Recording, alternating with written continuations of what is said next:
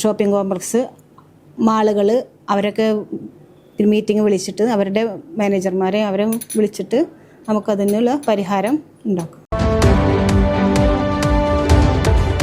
പെരിന്തൽമണ്ണ നഗരപരിധിയിലെ നഗരസഭാ പരിധിയിൽ വലിയ വ്യാപാര സമുച്ചയങ്ങളുണ്ട്. പല വ്യാപാര സമുച്ചയങ്ങളിലും അതായത് വലിയ പാർക്കിംഗ് ഫീസ് ഈടാക്കുന്നു എന്നാണ് പറയുന്നത്. പാർക്കിംഗ് ഫീസ് ഈടാക്കാൻ പാടില്ല എന്ന നിയമമൊക്കെ ഉണ്ടെങ്കിലും വ്യാപാര സ്ഥാപനങ്ങളുടെ അടിയിൽ രാവിലെ തന്നെ വണ്ടി കൊണ്ടുവന്ന് വെച്ച് വൈകുന്നേരം എടുത്തുകൊണ്ട് പോയാൽ വ്യാപാരികൾക്ക് നിലനിൽക്കാൻ പോകാൻ പറ്റില്ല.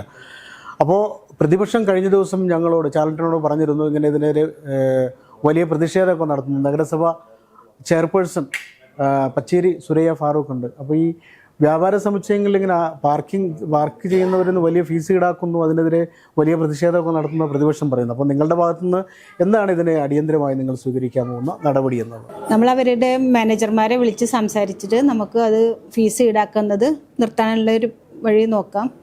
പിന്നെ ഷോപ്പിംഗ് കോംപ്ലക്സ്, മാളുകൾ അവരൊക്കെ മീറ്റിംഗ് വിളിച്ചിട്ട് അവരുടെ മാനേജർമാരെ അവരെ വിളിച്ചിട്ട് നമുക്കതിനുള്ള പരിഹാരം ഉണ്ടാക്കും. അപ്പോൾ പാർക്കിംഗ് ഫീസ് ഈടാക്കുന്നതുമായി ബന്ധപ്പെട്ട് ചെയർപേഴ്സൺ പറഞ്ഞത് ഇങ്ങനെ ഉണ്ടെങ്കിൽ മാനേജർമാരെ അവരെയൊക്കെ വിളിച്ച് നമുക്ക് സംസാരിക്കാം. വ്യാപാരികളുടെ ഭാഗത്തുനിന്നും ആലോചിക്കുമ്പോൾ രാവിലെ വാഹനം കൊണ്ടുവന്നിട്ട് വൈകുന്നേരം എടുത്തുകൊണ്ട് പോയി കഴിഞ്ഞാൽ പിന്നെ ആരാണ് അവിടേക്ക് വന്ന വാഹനം പാർക്ക് ചെയ്യേണ്ടത്, അത് അവരുടെ ഭാഗം പറഞ്ഞിരുന്നു. അപ്പോൾ നമുക്ക് വൈസ് ചെയർപേഴ്സൺ MB ഫസൽ മുഹമ്മദിനോട് ചോദിക്കാം, ഈ പാർക്കിംഗ് ഫീസുമായി ബന്ധപ്പെട്ട കാര്യങ്ങളിൽ യുക്തമായ എന്ത് നടപടിയാണ് സ്വീകരിക്കാൻ പോകുന്നത്? നമ്മൾ ഇതിൻ്റെ ഈ മാളുകളുടെ പാർക്കിങ്ങിനെ സംബന്ധിച്ച് നമ്മൾ അവൻ്റെ മാനേജർമാരും അതുമാതിരി ഉദ്യോഗസ്ഥന്മാരുമായിട്ട് അതിൻ്റെ കൂടിയാലോചനകൾ നടത്തും. അതിന് നിയമപരമായ കാര്യങ്ങൾ നമ്മളതിന് പരിശോധിക്കും. നിയമവിരുദ്ധമാണെങ്കിൽ തീർച്ചയായും നമ്മളതിൽ നടപടികൾ സ്വീകരിക്കും. പക്ഷേ ഇത് നമ്മൾ കാണേണ്ട ഒരു കാര്യം, നമ്മൾ കേരളത്തിലും അതുപോലെ കേരളത്തിന് മറ്റേ ഇന്ത്യയുടെ വിവിധ ഭാഗങ്ങളിലുമുള്ള വലിയ ഷോപ്പിംഗ് മാളുകളിൽ മുഴുവൻ പാർക്കിംഗ് ഫീസ് വാങ്ങിയെന്നാണ് നമ്മുടെയൊക്കെ അനുഭവം. അത് ലുലു പോലത്തെ മറ്റേ ഇതിലൊക്കെ ഒരുപാട് ആൾക്കാർ കേസിന് പോയി. ആ കേസൊക്കെ മാളിന് അനുകൂലമായി വന്നതാണ് ഞാൻ മനസ്സിലാക്കുന്നത്. ഇപ്പോൾ നമ്മുടെ ഒല്ലൂരുള്ള നമ്മുടെ കോൺഗ്രസിൻ്റെ സ്ഥാനാർത്ഥി ഇങ്ങനെ നിരവധി പോരാട്ടങ്ങൾ നടത്തുന്ന ഒരാളാണ്. എയർപോർട്ടിലെ ചായ അതുപോലെ.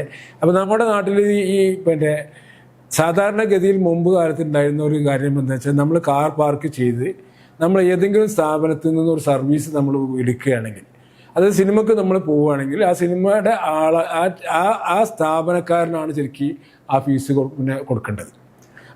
കാരണം അവരേക്ക് നമ്മൾ 500 റുപ്യക്കും 400 റുപ്യക്കൊക്കെ ടിക്കറ്റ് ഉണ്ടെന്നാണ് ഞാൻ മനസ്സിലാക്കണേ.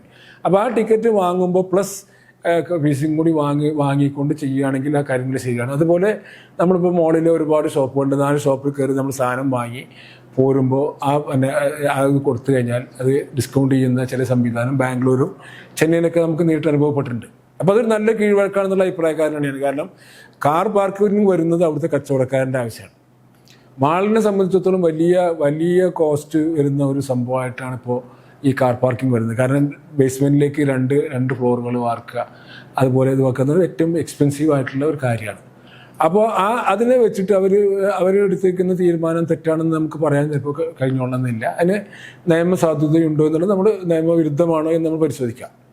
അപ്പോൾ ഈ പൊതുവേ ഉള്ള ഒരു കാര്യം എന്തെന്ന് വെച്ചാൽ, ഈ മാളുകളിൽ വരുന്ന ആളുകൾ അവരുപയോഗിക്കുന്ന ഷോപ്പുകാർ ഇവർ വരുന്നതിനുള്ള സൗകര്യം ചെയ്തു കൊടുക്കേണ്ടത് ഷോപ്പുകാരുടെ ഉത്തരവാദിത്തമാണ്.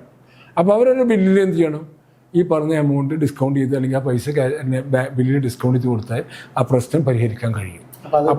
അപ്പോൾ അത് അല്ലാത്തെങ്കിൽ ഒരു കുഴപ്പമെന്ന് വെച്ചാൽ, സാധാരണ മാളിൽ ഇപ്പോൾ കാണുന്ന ഒരു പ്രത്യേകത എന്ന് വെച്ചാൽ, ആളുകൾ വെറുതെ കറങ്ങി അടിച്ചുകൊണ്ട് ഇങ്ങനെ ഇരിക്കുകയാണ്.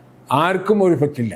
അവിടെ വരുന്ന ആളുകൾ ഇതിൻ്റെ വരാന്തയിൽ കൂടി നടന്ന് അവരുടെ ധർമ്മസഭ സല്ലാപങ്ങൾക്ക് വേണ്ടി ഉപയോഗിക്കുന്ന സ്ഥലമായിട്ട് മാറുകയാണ്. കച്ചവടക്കാരന് കച്ചവടം കിട്ടില്ല, ഇവർക്കൊരു ഒരു മീറ്റിംഗ് പോയിന്റ് മാത്രമായി മാറുകയാണ്. അപ്പോൾ അതിന് മാറ്റം വരാൻ വേണ്ടിയിട്ട് അവരുടെ മാനേജ്മെൻറ്റിൽ നമ്മൾ സംസാരിച്ച് നമ്മളിതിനൊക്കെ എല്ലാവർക്കും സ്വീകാര്യമായ ഒരു സംവിധാനത്തിലേക്ക് കൊണ്ടുപോകാൻ നമ്മൾ പരമാവധി ശ്രമിക്കും. അതിനുള്ള ഏർപ്പാടുകളുണ്ട്.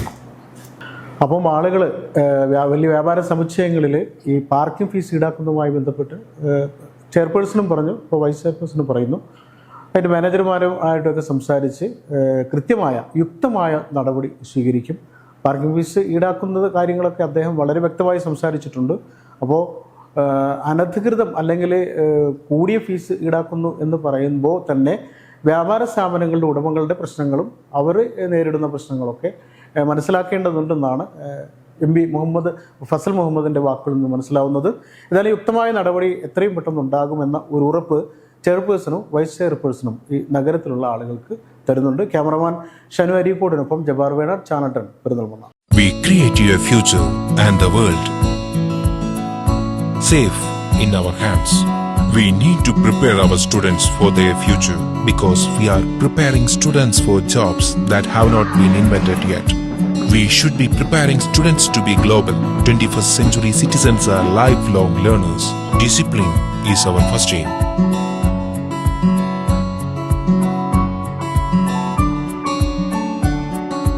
We are trying to make the basic foundation stronger with highly skilled teachers.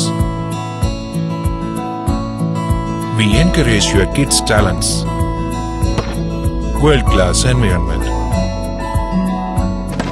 Getting an international level of education to children of common people was out of dreams till yesterday. We just started. AUP School, Padaikara, Perindalmanna, Malappuram.